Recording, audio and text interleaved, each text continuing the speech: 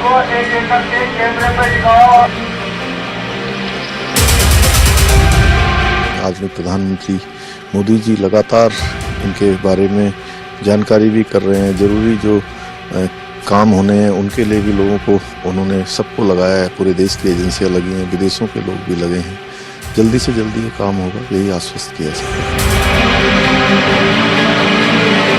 Walkie talkie पे बोलो, लगा के बात करें।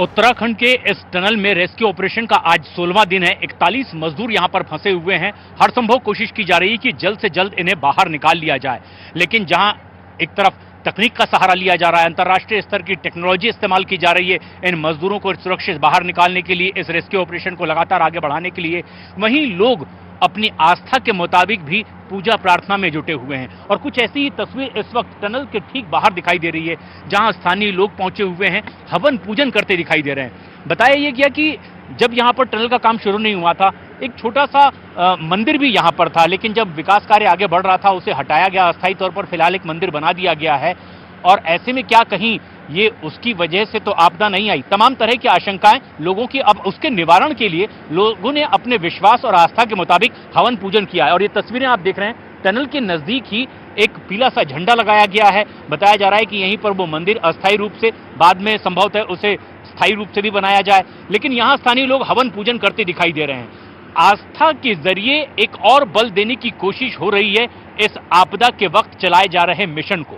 और ऐसे में ये सबसे अहम है कि अब तक की क्या अपडेट है, ये बात भी अब आधिकारिक तौर पर सामने आई है।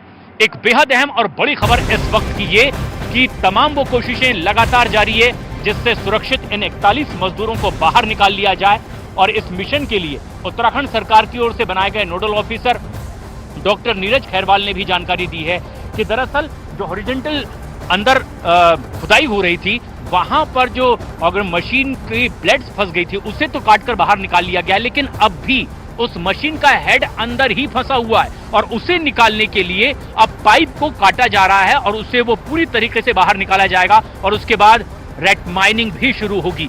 क्या अब तक की अपडेट है, डॉक्टर नीरज खुद दे रहे हैं। जो टनल के अंदर हॉरिजॉन्टल ओगर मशीन के द्वारा जो काम किया जा रहा था, उसके अंदर जो ओगर मशीन फंस गई थी, वो ओगर मशीन का काट करके वो सारा पार्ट निकाल लिया गया है। वो अर्ली मॉर्निंग में अराउंड 3:30 से 4 बजे के अराउंड वो काम पूरा हो गया था, मतलब कटने का 3:30 से 4 बजे तक निकल गया था। लेकिन उसी मशीन का जो हेड होता है आगे, वो हेड अभी अंदर फंसा हुआ है, उसके लिए पाइप को भी काटा गया। जो मशीन के जो लास्ट पार्ट है उससे 1 मीटर पाइप पहले काटा गया है, 0.9 मीटर पाइप और काट करके उसका एक प्रोविज़न रखा गया है। तो ये यू कैन से कि 1.9 मीटर के अराउंड जो पाइप है उसको कट करना पड़ेगा, लेकिन 1 मीटर ऑलरेडी कट किया गया है। 0.9 मीटर के बाद में पुश करने के लिए प्रयास किए जाएंगे जिससे कि जो हेड है, हेड तक पहुंचा जा सके। और ये एक ताज़ा अपडेट है जो नोडल ऑफिसर की ओर से दी गई है।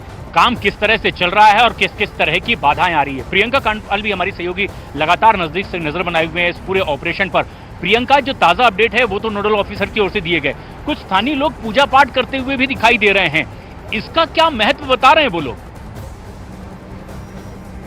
देखिए, मैं पहले तो सीधी तस्वीरें आपको दिखा दूं कि ये जो स्थानीय लोग यहाँ पर पहुँचे हुए हैं, आज ये हवन पूजन का काम कर रहे हैं। ये जो पूरी जगह है प्रशांत, ये जगह जो है ये बाबा भौकनाग कहा जाता है, जिनको वासुकी नाग का ही रूप कहा जाता है, जिस पर कृष्ण ने अपने बालकाल्य में विजय प्राप्त की थी। तो ये पूरा एरिया उनको दिया गया था, तो ये उनका इलाका कहा जाता है। ये तमाम लोगों के इष्ट देव माने जाते हैं। ऐसे में एक छोटे मंदिर की स्थापना भी लोगों के कहने पर यहाँ पर हुई है, क्योंकि लोगों लोगों का कहना है कि जब आप किसी के घर में जाते हैं, किसी सामान को छेड़ने से पहले आपको उनकी अनुमति लेनी चाहिए, जो अनुमति टनल बनाने से पहले नहीं ली गई। और लोगों का ये मानना है इसी वजह से इस तरीके की अनहोनी सामने आ रही है।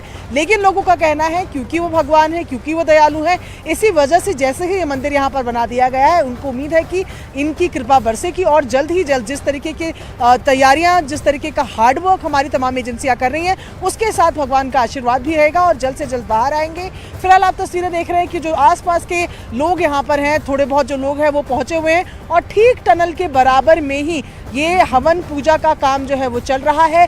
हवन पूजा आस्था से जुड़ी है और आस्था का कहते हैं कि कोई लॉजिक नहीं होता। जब इंसान हर एक चीज़ से हार जाता है तो वो भगवान की तरफ जाता है। ऐसे में लगातार कोशिशें तो हो ही रही हैं, ऐसे में हल्का सा पुश भगवान की कृपा के रूप में भी मिल जाए, शायद यही कोशिश है यहाँ के लोकल्स की। इसीलिए ये हवन पूजन का काम भी हम टनल के ठीक बगल में देख रहे हैं। फिलहाल सिलक्यारा टनल की अपडेट की बात की जाए तो आगे का जो हेड है फिलहाल उसको हटाने की, निकालने की कोशिश जो है मैनुअली की जा रही है। हाथ से उसको काट कर निकाला जा रहा है। पाइप एक लगा होता है, उसके आगे एक हेड होता है जो घूमकर आगे की तरफ बढ़ता है। वो हेड जो है वो लोहे के छड़, लोहे के सरियों में फंसा हुआ है, उसको मैनुअली निकाला जा रहा है। और जो नोडल ऑफिसर थे उनका कहना है जैसे ही ये हेड बाहर निकल जाएगा उसके बाद मैनुअल ड्रिलिंग का काम हो जाएगा, जिसको हम चूहा बोरिंग कह रहे हैं, वो होगा। और उसके बाद जो मलबा है उसको धीरे धीरे निकालने की कोशिश की जाएगी और फिर पाइप को मशीन की मदद से हल्का हल्का पुश करने की कोशिश की जाएगी। जी प्रसाद। बिल्कुल, और ये तमाम कोशिशें लगातार जारी है। लेकिन केंद्रीय परिवहन राजमार्ग मंत्रालय की ओर से एडिशनल सेक्रेटरी भी यहाँ पर नजदीक से नजर बनाए हुए हैं। उन्होंने भी विस्तार से जानकारी ली और उन्होंने बताया है कि जिस तरीके से हॉरिजॉन्टल यहाँ पर अब आगे खुदाई की जाएगी, उसके साथ ही साथ हॉरिजॉन्टल टनल की खुदाई के साथ साथ अब वर्टिकल खुदाई भी लगातार हो रही है। और उसी से जुड़ी एक बेहद अहम और बड़ी खबर ये कि किस तरह से कामयाबी से अब वर्टिकल ड्रिलिंग का काम भी लगातार जारी है। और जो वर्टिकल बोरिंग हो रही है ये तकरीबन 30 मीटर तक हो चुकी है कामयाबी से। और इससे एक बड़ी उम्मीद जग रही है कि अगर कहीं किसी दूसरे रास्ते से बाधा आ रही है तो ये जो वर्टिकल बोरिंग की जा रही है ये एक बड़ी कामयाबी हमें दिला सकती है। एडिशनल सेक्रेटरी क्या कह रहे हैं केंद्रीय सड़क परिवहन राज्य मंत्रालय की ओर से, वो भी आप सुन लीजिए। हमारा जो ऑप्शन 1 है, ये ऑप्शन ए है पहले से, वो काम पे हम लगातार आगे बढ़ रहे हैं। जो ऑगर मशीन फंसा था वो हमने निकाला है। अब इसके आगे की जो भी और स्टेप्स हैं वो हम लेने वाले हैं। इसके अलावा जो SJVNL का वर्टिकल ड्रिलिंग चल रहा था काम, वो चल रहा है। आपको मैं बता दूं कि 30 मीटर ड्रिलिंग हो चुका है।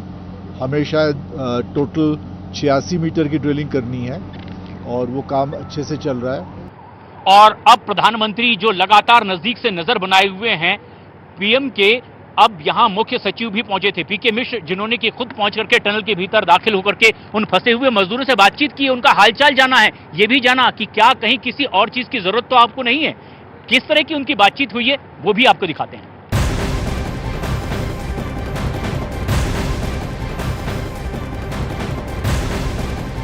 ये एक बेहद अहम और बड़ी खबर है जहां उत्तराखंड सरकार की ओर से लगातार कोशिशें की जा रही है, वहीं प्रधानमंत्री की भी इस पर पैनी नजर। और आज प्रधानमंत्री के प्रमुख सचिव भी यहां पर पहुंचे पीके मिश्रा, और उन्होंने तमाम वरिष्ठ अधिकारियों से इस ऑपरेशन की पूरी जानकारी ली है कि क्या कहीं कोई बाधा या फिर केंद्र की ओर से मदद की जरूरत तो नहीं है। इसके साथ ही साथ वो टनल के भीतर भी दाखिल हुए और टनल में जो 41 मजदूर फंसे हुए हैं, खुद पीके मिश्रा ने उनसे बातचीत की और बताया कि प्रधानमंत्री कार्यालय की पैनी नजर है और प्रधानमंत्री की तरफ से मैं खुद यहाँ पर आपसे मिलने, बातचीत करने आया हूँ ताकि आपके स्वास्थ्य की जानकारी ले सकूं और आपसे और विस्तार से इसके बारे में वो पड़ताल कर सकूं।